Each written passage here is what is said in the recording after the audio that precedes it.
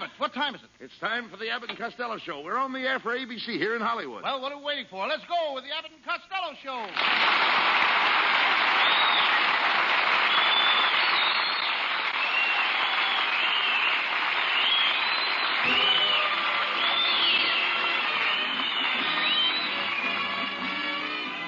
Yes, it's the Abbott and Costello Show, produced and transcribed in Hollywood for your listening and laughing pleasure with chuckles by the carload and music by Matty Malnick. So hold on to your chairs, folks, for here they are, Bud Abbott and Lou Costello.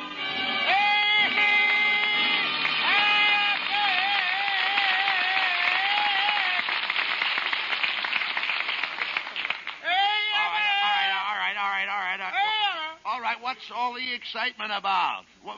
What happened, Lou? Well, Uncle Mike discovered gold on his ranch. Well, good for Uncle Mike. Yeah, he's sending to Europe for some Englishmen with shovels. He's sending for Englishmen with shovels. What for? He figures England will want to borrow the gold sooner or later, and they might just as well come over here and help dig it up.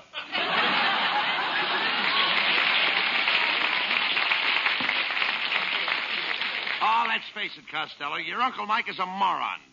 Oh, no, he's not. No? He's going to be a great scientist someday. Right now, he's working on a new insecticide. He is? Yes. Last week, he got out his notebooks and locked himself in his laboratory with 10,000 mosquitoes. He released the mosquitoes and was going to write down the mosquitoes' behavior. Then what did he write? Nothing. He was so busy scratching, he didn't have time to write. Just as I thought. He's as big a nincompoop as you. No, he's not.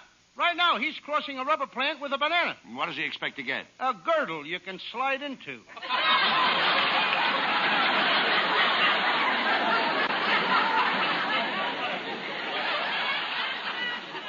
You know, your whole family are jerks. Look, by the way, what was that silly-looking thing on the radiator of your car this afternoon? Well, you see, I can't afford a radiator cap, so I trained my little dog to sit on the radiator. Your dog sits on the radiator? Mm-hmm. Does he bark much?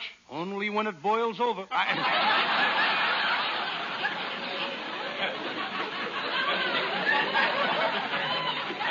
I gotta leave you now, Abbott. I got a job as a babysitter. You a babysitter? Yep. Babysitters are girls. Well, what's wrong with the man? My Uncle Jim Kelly was a sitter. He isn't around anymore, though. He isn't? What happened? While he was sitting, the warden pulled the switch. Oh, get him out.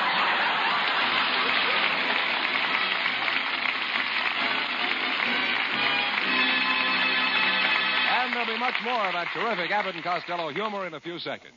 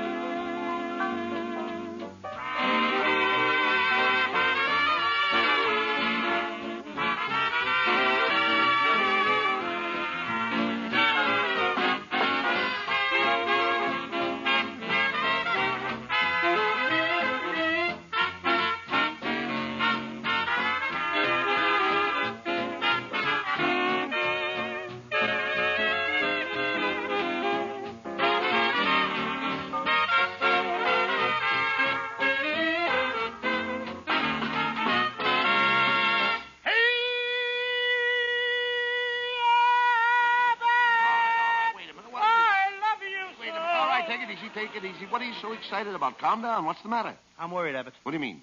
My Aunt May is in terrible shape. Well, what's the matter with her? She's got hallucinations. She thinks she's a taxicab. She thinks she's a taxicab? Yeah. Why doesn't Uncle Mike call a doctor? Why should he?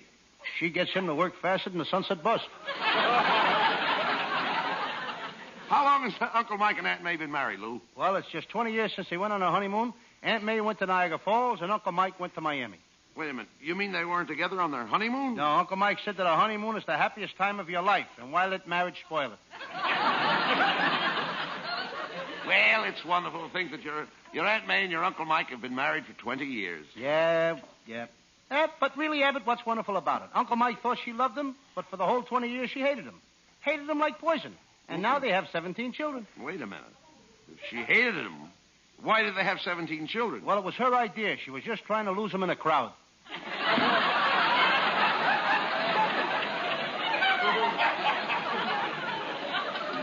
Does that mean to him, Lou? Well, she beats him up all the time.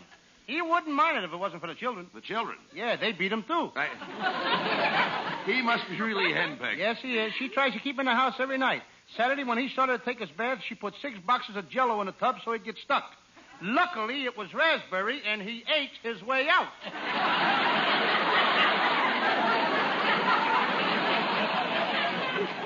Well, they don't have a very happy home life, do they, Lou? No. Saturday night, Uncle Mike played pinochle all afternoon, and when he came home at 6 o'clock, there was no dinner on the table. Well, where was your Aunt May? Down at the bowling alley. She's down there 7 days a week. Well, that's a shame. Yep, Uncle Mike should have never got her that job setting pins. Well, look, wasn't your Uncle Mike married once before? Yeah, but his first wife passed away. Well, now that's too bad. Uncle Mike had such a tough time collecting the insurance that sometimes he almost wishes she hasn't died. What did your Uncle Mike do before he got married, Lou? Well, he was quite a Romeo, Abbott. For 2 years, he carried a torch for a girl in Pennsylvania. He carried a torch for a girl in Pennsylvania? She was a coal miner, and it gets pretty dark in those tunnels. Didn't he ever work for a living? Sure, he had a job in a canned soup factory. He was in the chicken soup division. He was a dragger. Now, wait a minute. What are the duties of a dragger in a canned soup factory? Very simple. When a 1,000-gallon tank of hot water was ready, he'd drag a chicken through it. Well, it's no wonder your Aunt May fights with Uncle Mike. Yeah. You should have seen Aunt May Sunday night, Abbott. She was so mad at Mike that she said she was going to pack her suitcases and leave him forever. Now he's really worried. He is? Yep. She ain't even started to pack her suitcases yet. What a couple they are. Mike isn't a bad-looking guy, but I can't see what he ever saw in your Aunt May. She was very popular in Patterson when she was a young girl. She was? Yes, the Patterson Electric and Power Company voted her Miss Alternating Current of 1915. Costello, that's about the year you were born back in Patterson, isn't it? Yes. I'm Patterson's favorite son. What do you mean? Just last week, the people of Patterson erected a statue in the very spot where I was born. The spot where you were born, where was that? Right in the middle of the Greyhound bus depot. You were born right in the middle of the Greyhound bus depot? It was raining and my mother couldn't get a taxi. Costello, you talk like an nincompoop. Tell me, does your whole family suffer from stupidity? Indeed not. They enjoy every minute of it.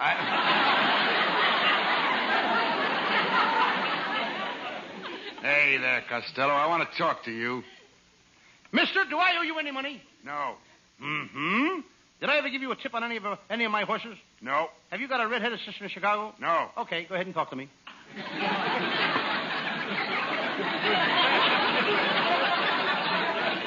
Do you give away prizes on this program? Can I win a refrigerator or something? Nope. Well, goodbye. I've got to go hurry over to the Gangbusters radio show. Last week, I got $164 on that program. Wait a minute. Gangbusters don't give away anything. Oh, I forgot to tell you. I'm a pickpocket, too.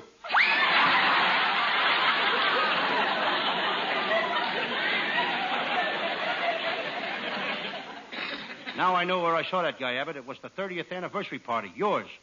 Remember you had a swimming pool filled up with bourbon? Yeah, the whole swimming pool was filled with bourbon. What fun. Yes, I never saw so many people going down for the third time with smiles on their faces.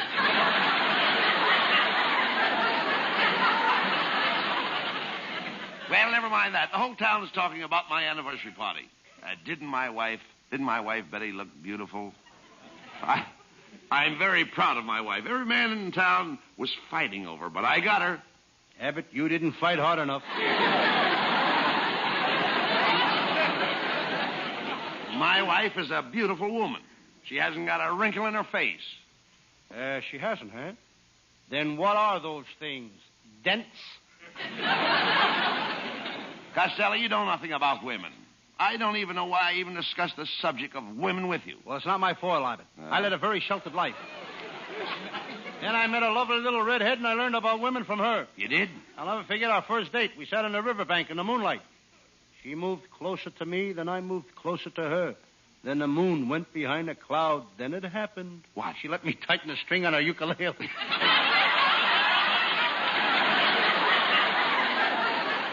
she kiss you, Lou? Yes. Did you like it? Oh, boy. How did it make you feel? How did it make me feel? Yeah. Did you ever stand on a hot buttered waffle and have somebody pour maple syrup down your spine?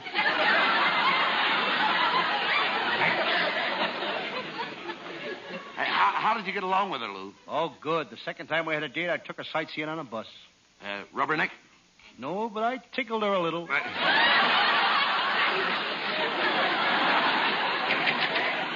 Hello, boys. Hey, look, Costello, it's our secretary, Viola Vaughn. Well, Viola Vaughn. That's my line, Lou. Take it. Well, Viola Vaughn. I understand you bought a new car. How do you like driving in California? Well, it would be. That's it yours. would be. Go ahead.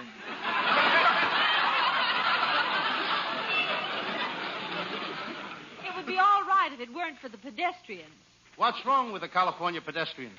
Well, I was driving down here tonight, and one of them whizzed right past my windshield. The dirty coward was pole vaulting across the street. Sneaky devils, ain't they? Viola, why don't you take me for a ride down the beach tonight? I should say not.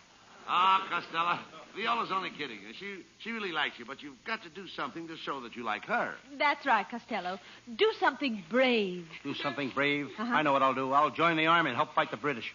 But we're not fighting the British. That's all the better. That way nobody can get hurt. Costello, you know, you've been acting kind of queer lately. Hey, wait a minute. Come to think of it, you're right, Viola. Yesterday afternoon, I saw him sitting up in a tree in Griffith Park. Costello, what were you doing up in that tree? Signing autographs? Signing autographs. Yes, the robins thought I was Woody Woodpecker.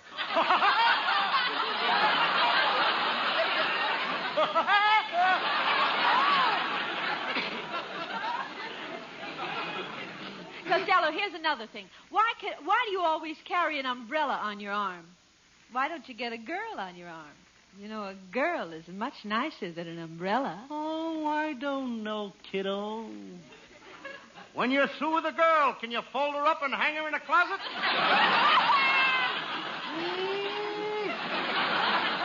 Why, you simple-minded, no-good, low-down... Now, just a minute, Mr. Abbott. Have you ever stopped to consider that Costello's reasoning capacity and his functional capabilities for logical delineation are coordinated, comprehensive, and negligible? Is it compulsory to you to abuse this poor, moronic, social incompetent simply because the poor slob doesn't possess the mental capacity of an imbecile? But Viola... Just a minute, Abbott. You've had this coming to you for a long time. Let her finish. Continue. Tell him what a slob I am. Viola, Viola, I can't help it if Costello's stupid. Who's stupid? I want to tell you something, Abbott. I'm always studying, always reading. I just finished a book called When Frankenstein Meets the Wolfman in Dracula's Garden, where the Spider Woman killed the cat girl. What's the story about? Two bums living in the La Brea tar pits. Well, I've got to go now, boys. I'm taking my painting lessons. Do you paint? Oh, yes. I draw birds with charcoal. I paint flowers in watercolor. What do you do in oil? Fry potatoes. Go on, Costello. You know, Abbott, there's a girl going places. She is? Yes, sir. If she hurries, she can be the first one in line to collect her unemployment insurance. Oh, get him out!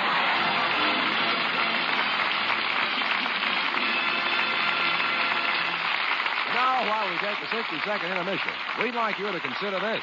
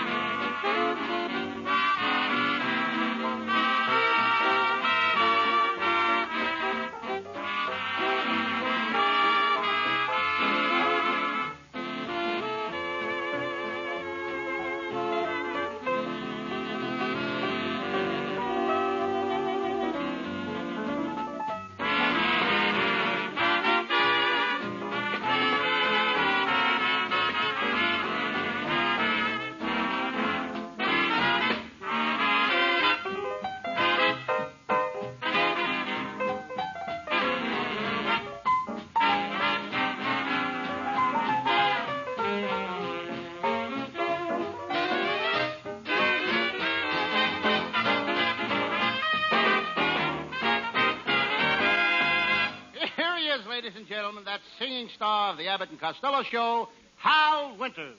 I'd like to sing a song that belongs to the month of January as much as White Christmas belongs to December. With Matty Malnick's orchestra, here is the Ralph Ranger, Leo Robin perennial, June in January.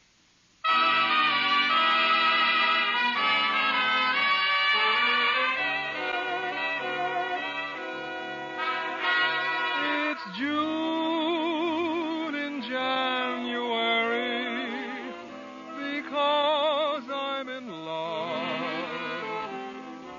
It always is spring in my heart with you in my arms. The snow is just white blossoms that fall from above.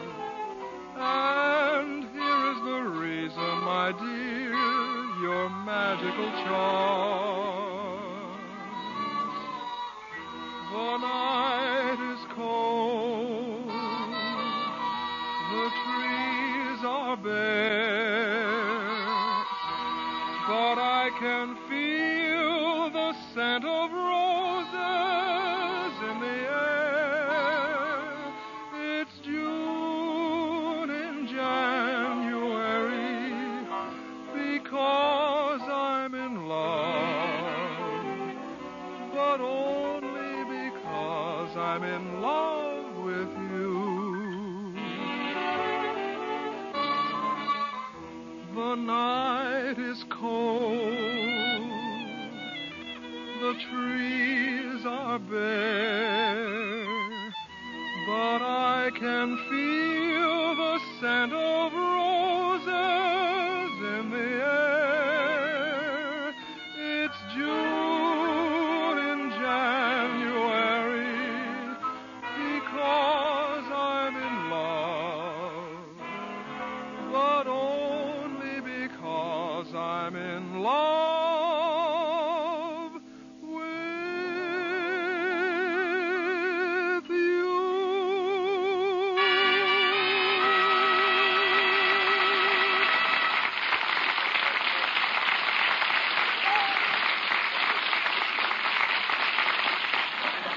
Hey, Abbott.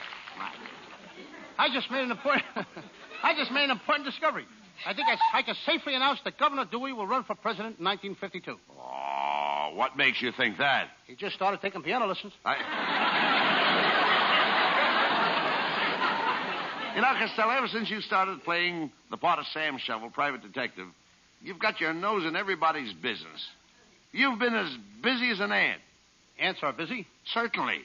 Then why are they always going to picnics?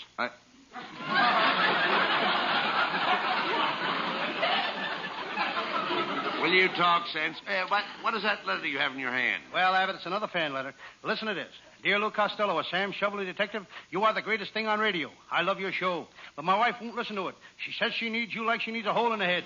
I'm sending her to see you tonight. Mr. Costello, there's a lady to see you. What does she look like? She's a short, fat woman with a hole in her head. Oh, never mind. What is your Sam Shovel detective story for tonight, Lou? I think I'll do one of my old Western cases. I call it the case of the general, who opened up a drive-in and was caught selling horse meat, or Custer's last hamburger stand. Well, now you're talking. Let's do it.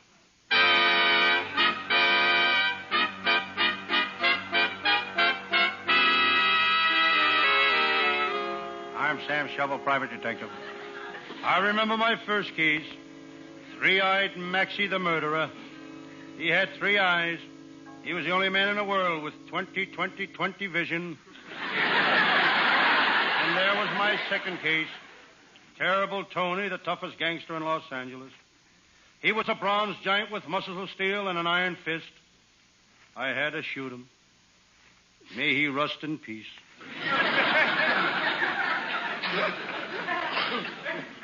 15 years in the detective business takes a lot out of you. But I feel as strong and vigorous as the day I started. Right now I could tear Superman in half. But I don't want to ruin the rest of the paper.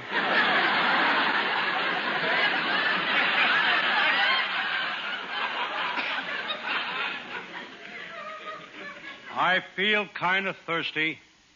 I go to the sink. This Los Angeles water is getting harder every day.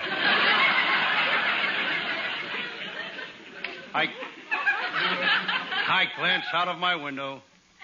There's the headquarters of the Republican Club. On the window, there's a sign, GOP. I just found out what GOP means. Gone out permanently.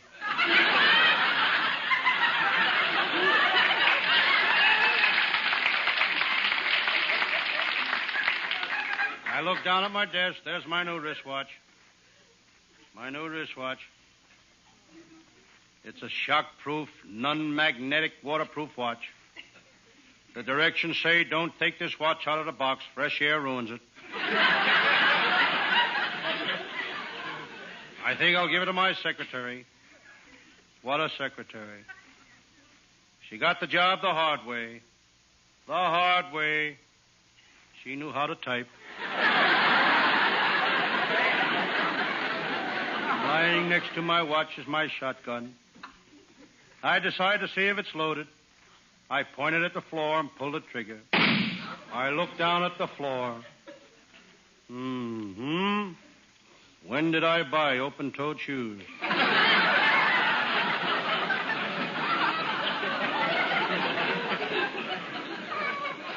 I reach in my coat pocket. Here's a wallet I found last night. I hope I can find the owner. A check. I check to see what's in the wallet. Here's a card. If found, return to Mr. Nichols. Delmar Hotel. Here's a driver's license issued to Mr. Nichols, Delmar Hotel. Here's a birth certificate with the name Nichols. Here's the pink slip for a new Hudson sedan issued to Mr. Nichols, Delmar Hotel. Well, here's $600 in cash. Looks like I'll have to keep the money. Serves that guy right. He should carry some identification.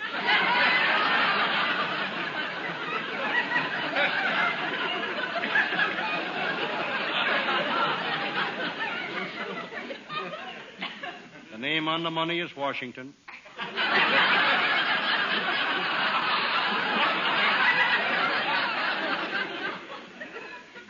Now, let me see. Oh, yes. It's about time for my pal, Lieutenant Abbott of the Homicide Squad, to show up. Abbott had a pretty tough week chasing crooks. Monday night, he was held up on Main Street. Tuesday night, he was held up on Broadway. Wednesday night, he was held up on Sunset Boulevard. If Abbott would stay out of those saloons, he wouldn't need anybody to hold him up.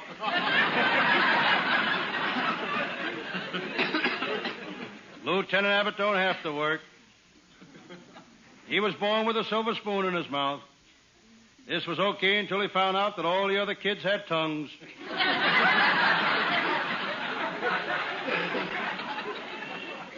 It's not easy to be born with a silver spoon in your mouth. Up to the time Abbott was 19, all he could say was Rogers Brothers, 1847.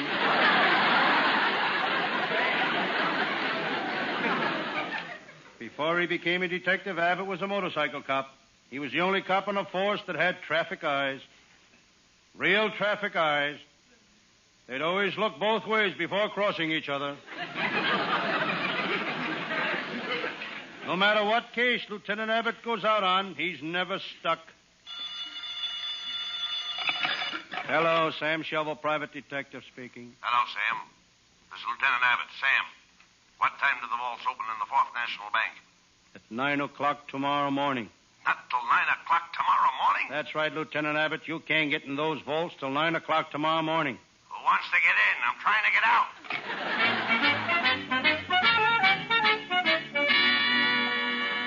Suddenly, my door opened. Sam Shovel. It was my pal, Lieutenant Abbott. He was scared to death. He was perspiring.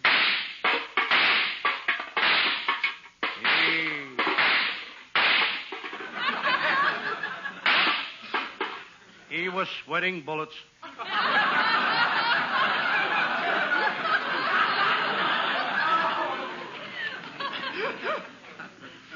Lieutenant Abbott, how'd you get out of that bank vault? Sam, I'll tell it to you all in a nutshell. Can't you tell it to me here? I don't think we'd both fit in a nutshell. Sam, I've been working on a series of bank burglaries. Monday night, the Kelly gang held up the First National Bank. Tuesday, they held up the Second National Bank. Wednesday, they held up the Third National Bank. So tonight, I was waiting for them at the Fourth National Bank. And you caught them? Nah. Tonight they held up the First National Bank again. But enough about myself. Enough about my trouble, Sam. Sam, you don't look good. What's the matter? I didn't get any sleep last night, Lieutenant. A burglar climbed into my bedroom window and made me get out of bed. I stood there shivering in my long underwear. Why didn't you holler for help? He had a gun, and I was afraid to open my trap.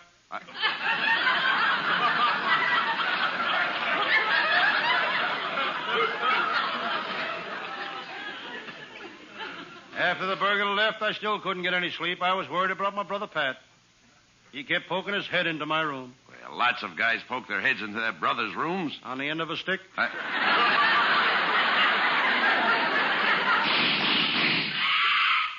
Sam, did you hear those shots? They came from the office next door. Who runs that office next door? An organization called the American Society of Patriotic Americans for the Preservation of Freedom in the United States of all and for all patriotic Americans. What do they do? They're foreign spies.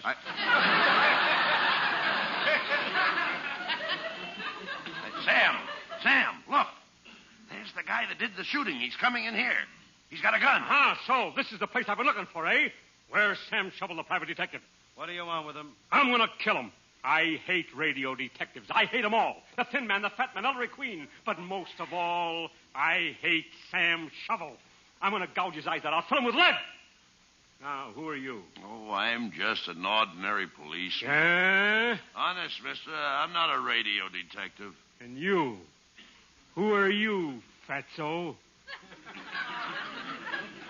Well, I'm, I'm the... Don't stand there, Rabbit. Hand me my cookbook. Cookbook? Who are you? Don't you recognize me? Mary Margaret McBride. Oh, so you're the one that gives out those recipes, huh? Mm-hmm. Well, if there's anything I hate worse than radio detectives, it's those recipe programs. I'll kill them all. I'll tear them like a hair. Out of here.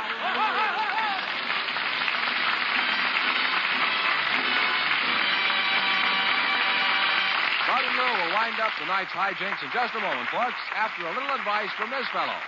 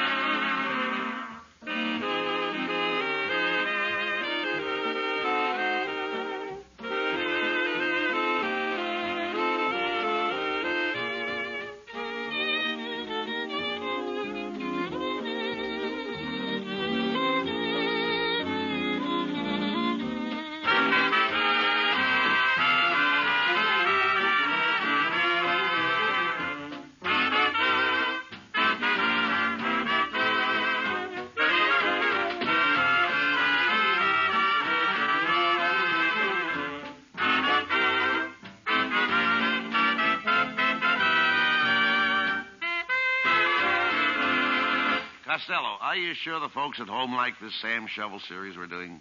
Oh, certainly, Abbott. Listen to this letter. Dear Lou Costello, other radio detectives get you to listen, expecting something big on their shows. Then in the end, they have nothing. You never disappoint the listener. You have nothing right from the start.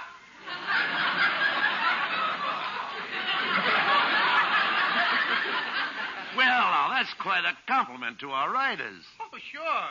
And I'm glad they heard that fan letter, folks, because our writing staff is headed by Eddie Foreman with Paul Collin, Pat Costello, Martin Ragaway, and Leonard Stern. And our producer is Charles Vander. See you all next Thursday. Good night, folks. Good night, everybody. Good night, everybody. It's Patterson, New Jersey. Good night, everybody, all over the world.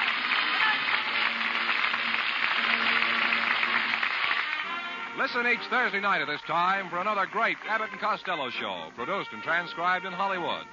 Be sure to stay tuned for the outstanding entertainment which follows throughout the evening on this ABC station.